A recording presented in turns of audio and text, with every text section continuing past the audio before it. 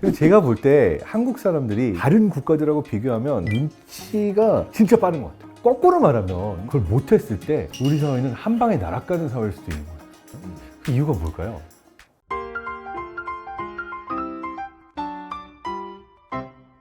안녕하세요. 뇌과학 박사 장동선입니다. 오늘은 오래 기다리던 게스트를 모셨고요. 저와는 사실 거의 브라더, 제가 너무 좋아하는 심리학자 김경일 교수님 모셨습니다. 안녕하세요. 안녕하세요.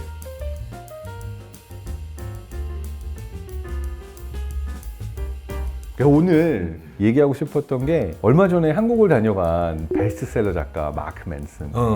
한국에 대해서 세상에서 가장 우울한 나라. 맞아요.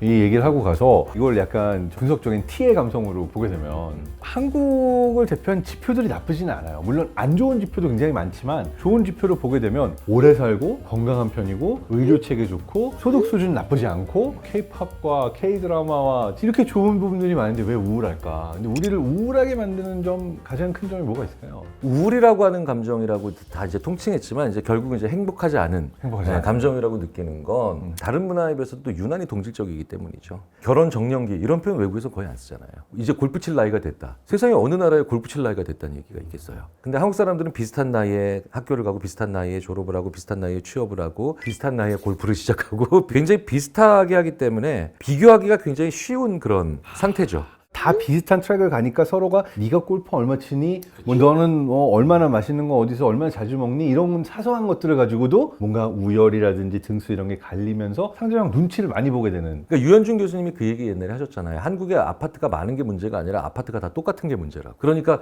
평수 계산도 딱 일괄적으로 돼서 비교하기 쉽고 비교가 굉장히 용이한 문화에 사는 게 아마 가장 큰 문제가 아닐까 싶어요. 이게 뇌과학적으로도 되게 재밌는데 전반적으로 동아시아권, 그러니까 한국, 중국, 일본에 있는 사람들이 내가 다른 사람에게 어떻게 보일까라고 하는 부분에 뇌를 굉장히 많이 쓴다라고 하는 연구 결과가 있어요. 셀프 어프레이저이라고 그래서 뇌 안에서 나는 어떤 존재지 그리고 내가 다른 사람의 눈에 어떻게 보일까라고 하는 영역의 활성화도가 굉장히 높은 편이에요. 그러니까 미국이나 독일, 뭐 영국에 있었던 사람들은 그냥 나는 나고 내가 나 스스로를 정의해버리면 누가 뭐라고 그러건 That's me! 막 이렇게 가잖아요. 근데 한국, 일본, 중국의 경우에는 나라는 존재가 타인에 의해서 정의되는 게 많으니까 전전두엽에서 나와 관련되는 영역의 활성화도가 되게 높은데 되게 흥미로운 연구 논문을 최근에 본 게 스스로에 대해서 평가를 많이 하고 남이 나를 어떻게 볼까 많이 활성화되어 있는 영역이 어떤 특정한 인구군에서 많이 활성화가 됐냐. 우울증이 높은 그 환자군에서 내 스스로가 어떤 존재일까 타인이 나를 어떻게 생각할까 이 영역이 또 일반인에 비해서 훨씬 더 많이 활성화되어 있다. 그렇게 보면 동아시아권의 문화가 우울증에 걸릴 확률이 높거나 이 환자군과 겹치는 뇌 프로세스들이 많은 게 아닌가 이렇게 보고 있거든요. 이제 뭐 북유럽이나 이럴 때는 계절적인 어떤 특징 때문에 우울감이 좀 세다고 하지만 여기는 맑은 날씨에도 우울감을 겪는 분들이 많을 수밖에 없는 그런 거다. 일종의 하드웨어적인 문제, 하드웨어적인 이야기를 하죠. 근데 또 한편으로는 그게 만들어내는 또 다른 하나가 근면성실성이거든요.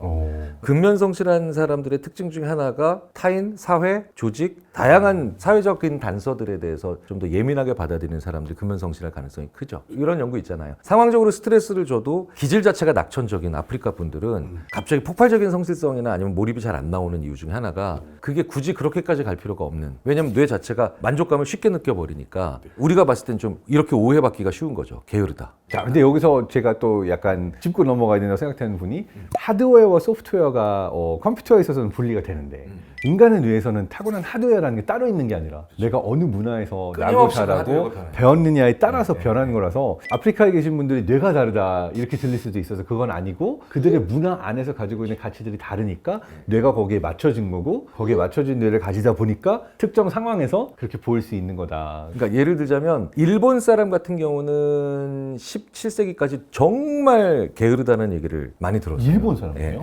그런데 이제 18세기 들어오면서 막 경작지가 개발되고 인구가 갑자기 막 2배로 늘어나서 1,500만에서 3,000만으로 확 늘어버렸거든요. 잠깐만 더 이상 경작지 개발을 못해. 그러니까 어떡하지 그러니까 근면해지자. 농업 생산량을 근본적인 변화 없이는 못 늘리겠다니까 갑자기 확 근면해졌어. 이걸 근면혁명이라고 불러요, 심지어는. 이야. 그건 이제 어느 정도 하드웨어적 잠재성이 있다는 거죠. 한국인의 그런 특성이 뭘까라고 다시 생각을 해보면 전 세계에서 소문이 제일 빨리 퍼지는 거. 한국만큼 빠르게 모두가 다 알 만큼 소문이 도는 게 그거 무슨 사기꾼이 누구랑 결혼한다고 사기쳤다더라. 전 국민이 알 필요가 없는 내용인데 전 국민이 알고 있잖아요. 정말 격하게 공감합니다. 그렇죠. 구글의 어떤 위원회 활동을 하면서 데이터도 봤는데 전 세계 이제 유튜브나 이런 데 새로운 피처가 나와요. 이 공유를 많이 하는 나라도 있고 별로 안 하는 나라도 있는데 공유가 제일 빨리 빠바바방 이루어지는 나라 거의 1위가 데이터상으로 한국이 나온다라고 해서 그냥 내 느낌이 아니라 데이터로도 한국 사람들이 서로 되게 많이 소문을 퍼뜨리고 공유하는구나. 근데 생각해보면 이게 인터넷 시대에만 있었던 일이 아니라 조선 시대에도 뭐 남인, 북인, 동인, 서인 나눠서 여러 정파 싸움이 생겼다라는 게 그 싸울 건덕지가 어떻게 보면 소문이 빨리 돌면서 야 쟤네가 저랬다라고 이러면서 이렇게 많이 부딪힌 게 아닐까라고 생각하는데 교수님 생각은 어떠세요? 사실 그런데 우리는 내전은 또 없었단 말이죠. 심지어 일본만 해도 내전의 역사가 상당하죠. 우리는 사실 피비린내나는 뭐 무슨 뭐 무오사, 갑자사 뭐 이런 거 있으면서 일본 전국 시대에 비하면 그건 아무것도 아니죠. 그냥 전국 시대 가서 다 몰살하고 나와버리는. 그렇게 소문이 잘 퍼질 수 있다라고 하는 건 어느 정도 안정적인 체계가 있기 때문에 가능한 거죠. 그 소문이 퍼져도 얘가 나를 죽이러 오진 않을 거다. 네, 네. 이런 네, 거죠. 네. 그러니까 비밀이 많은 사회가 됐고 그쪽은 우리는 그게 아니라 최소한 이 시스템만큼은 유지되고 있다라고 생각하니까 그 틀 안에서는 아주 그냥 굉장히 역동적으로 정보가 돌아다녀서 한국 사람들이 제일 많이 하는 얘기가 뭐냐 이게 나라냐 개인의 일탈보다도 훨씬 더 강력하게 분노하잖아요. 그렇죠. 오히려 그러니까 시스템은 유지되고 있다라고 하는 어느 정도의 믿음이 있기 때문에 그래요. 진짜 신기한 건 이게 나라냐 다 얘기하고 공감하잖아요. 근데 정작 IMF 오면은 다들 금반지 갖고 가가지고선 어떻게든 나라 구하자 이러고 있고 코로나19 때도 보였던 게 그놈의 백신 막 뭐 굉장히 많은 불만 이런 게 전 세계적으로 존재했는데 정부 지침에 가장 잘 따라주고 마스크 쓰고 백신 맞고 한 나라 중에 하나가 우리나라라고 볼 수 있으니까 이게 나라냐라는 얘기를 하고 있으면서도 나라에서 뭐 하라고 그러면 다들 가서 열심히 하는 또 문화가 있는 것 같아요. 각자 도생해라고 그렇게 한탄하고 탄식을 하면서도 시스템이 무너질 것 같다라고 하면 일거에 그 시스템을 유지하기 위한 행동들을 굉장히 일사불란하게 하는데 그게 다른 문화에서 보기 쉬운 문화는 아니거든요. 일본의 집단주의와 한국의 집단주의는 분명히 다른 거죠. 그래서 사회심리학자들은 한국의 집단주의는 집단주의로 부르면 안 된다. 관계주의로 불러야 된다. 손흥민 선수가 잘하면 막 내 아들이 그러는 것처럼 뿌듯해하고. 맞아요. 그렇죠. 이건 애국심을 넘어서는 차원이잖아요. 사실 다른 사람 일인데 우리나라 선수가 어디 상 받았다, 골 넣었다 막 이러면 너무 좋아하잖아요. 그 정도가 웬만한 연구들을 통해서도 한국 사람들이 월등히 높다. BTS 한참 정말 세계적으로 주가를 올리고 있을 때 저도 그렇더라니까 BTS 막 이러면서. 사촌 같죠. 마침 그리고 막 그중에 김치 한 명만 했는데 김치잖아 막 이러면서 김씨가 좀 많죠? 네. 이런 걸 가족 확장성이라 그래요. 우리는 이름이 다양하지만 성은 굉장히 적잖아요. 서양은 왜 이름 엄청 단순한데 성이 그냥 성이 많죠. 정말 그러니까 패밀리가 다 파편화되어 있는 건데 우리는 패밀리는 다 비슷하고 조금만 특이성 씨 만나면 그 사람 되게 특이한 사람처럼 보고 막 이런 게 있죠. 자, 근데 요즘 우리나라가 전 세계 모든 명품 브랜드의 회장님들이 가장 유의해서 본 나라래요. 경기가 안 좋고 힘듦에도 불구하고 명품 매장은 줄이 끊기질 않거든요. 그 이유가 뭘까요? 그 한국의 명품은 내가 너무 좋아서 하는 명품 소비도 있지만 뒤처지지 않는다라는 걸 보여주는 의미의 또 명품 소비가 있거든요. 그러니까 명품에 진도 나가는 분들이 계시죠. 그래요? 어느 때는 샤넬을 들어야 돼, 어떨 때는 구찌를 들어야 돼, 어떨 때는 요레벨에서 뭘 들어야 돼. 마치 이게 로드맵이 있더라니까. 훨씬 더 먼 거리에 있는 사람들에게 비교당하는 일들이 벌어지죠. 굉장히 비교하기가 쉬운 게 지금 세상이에요. 가까운 사람들로부터 평가받는 것과 동시에 아주 먼 사람들, SNS에서 평가받는 게 공존한다는 게 되게 좋은 포인트인 것 같아요. 우리가 만약 가까운 사람인데 차를 탄다. 어떤 차종을 타건 우리 어디 좋은데 드라이브 가서 맛있는 거 먹고 올까요? 운전 잘하네. 이런 칭찬만 받아도 내가 무슨 차를 몰건 상관없이 괜찮은데 멀리 떨어진 사람에게 평가를 받게 되면은 우리가 이 차 안에서 하는 대화, 운전을 어떻게 하는지를 보여줄 수는 없으니까 내가 어떤 사람인가 라고 하는 나에 대한 아이덴티티를 표현할 수 있는 방식이 일종의 모두가 인정해주는 형태의 뭐 명품, 비싼 제품 이러한 형태로 가는 게 아닌가. 실질적으로 서로를 알아줄 수 있는 내적 가치를 봐줄 수 있는 관계들이 적어지니까 오히려 외적 가치로만 평가하게 되는 메커니즘들에 더 연연하게 되는 게 아닌가. 그래서 주위에 있는 사람이 진짜 중요해졌어요. 오히려. 그러니까 예를 들자면 위스키 같은 거 마실 때 진짜 술을 좋아하는 위스키를 좋아하는 사람이 있으면 30년은 30년대로 좋은 거고 12년은 또 12년대로 좋은. 그러니까 술래기 하는 걸 좋아해. 30년은 이런 에피소드가 저런 게 있고, 근데 갑자기 17년짜리 17년은 말이야 이런 또 에피소드가 있고 이럴 때 간편하게 만들어야 돼서 그때 또 전쟁이 터졌잖니 이런 얘기를 하니까 그래도 재밌어. 근데 그걸 모르는 주위 사람들이 있으면 무조건 17년, 18년보다는 23년이 있어야 되고 21년이나 그 다음에 얘기가 없으니까 더 비싼 걸 먹는 사람들이 들어가는 거죠. 즐겁기 위해서는 무슨 특정 위스키 30년산 이런 게 필요한 게 아니라 아주 조금을 가지고도 즐거울 수가 있는 그런 관계를 우리가 더 많이 만들어야 되는 거죠.